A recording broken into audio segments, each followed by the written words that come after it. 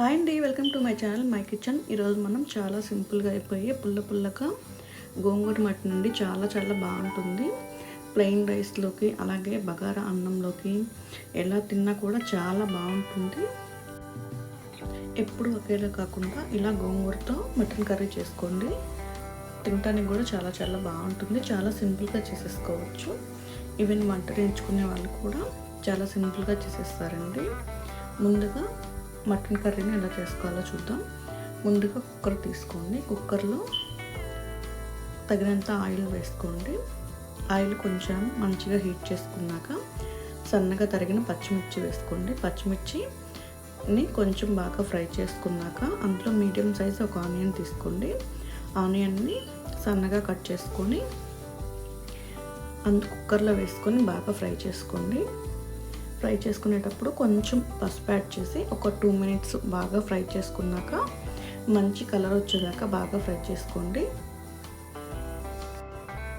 ఆనియన్స్కి మంచిగా ఫ్రై చేసుకున్నాక medium size ఒక టమాటో తీసుకొని అందులో వేసేసుకోండి. టమాటో వేసుకున్నాక బాగా టమాటోలోని వాటర్ అంతా వెళ్ళేదాకా బాగా ఫ్రై చేసుకోండి. టమాటోని మంచిగా మగ్గించుకున్నాక ఒక 2 టేబుల్ స్పూన్స్ అల్లం వెల్లుల్లి పేస్ట్ వేసుకోండి.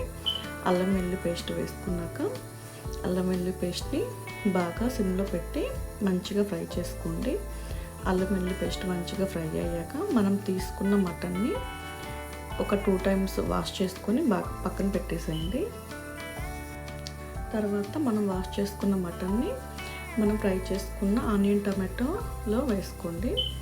మటన్ని మంచిగా వేసుకున్నాక మటన్కి అంతా ఆనియన్ టమాటో గ్రేవీ పట్టేలాగా బాగా ఒకసారి కలుపుకున్నాక లిడ్ పెట్టి క్లోజ్ చేసి ఒక 10 మినిట్స్ బాగా ఉడికించుకోండి.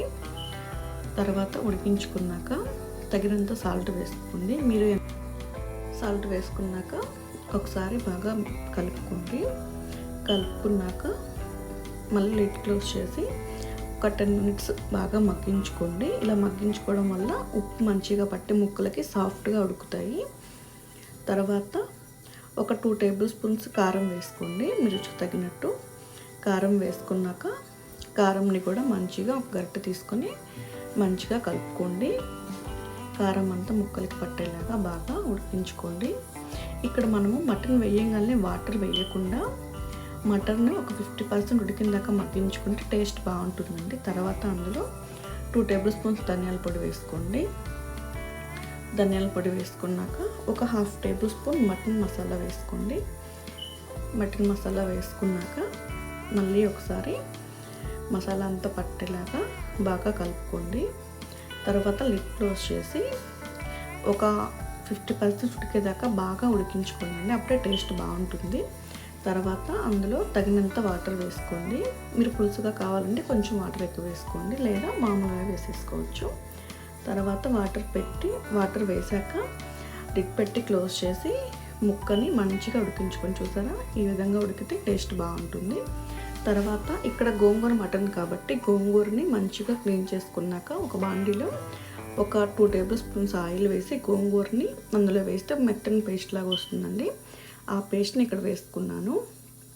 గోంగూరని వేసుకున్నాక మంచిగా గరిటె తీసుకొని ఒక 10 మినిట్స్ బాగా కలుపుకొని ఉడికించుకోండి. తర్వాత లాస్ట్లో కొంచెం కొత్తిమీర అలాగే కరివేపాకు వేసుకొని ఒకసారి కలుపుకొని మళ్ళీ లిడ్ పెట్టి క్లోజ్ చేసి ఒక 10 మినిట్స్ ఉడికించుకుంటే చాలా సింపుల్గా అయిపోయి గోంగూర మటన్ కర్రీ చాలా బాగుంటుందండి. ఒకసారి ఈ కర్రీని ట్రై చేసి మీ ఫీడ్బ్యాక్ని మాత్రం ఖచ్చితంగా కమెంట్ సెక్షన్లో కమెంట్ చేయండి. చూసారా, చాలా టెంప్టింగ్గా ఉండే గోంగూర మటన్ కర్రీ చాలా జ్యూసీగా టేస్ట్ మాత్రం చాలా బాగుంటుందండి. మీరు ఈ వీడియోని ట్రై చేసి మీ ఫీడ్బ్యాక్ని కమెంట్ సెక్షన్లో కమెంట్ చేయండి. తర్వాత మటన్ కర్రీ అయిపోయాక ఒక గిన్నె తీసుకొని సర్వ్ చేసుకోండి.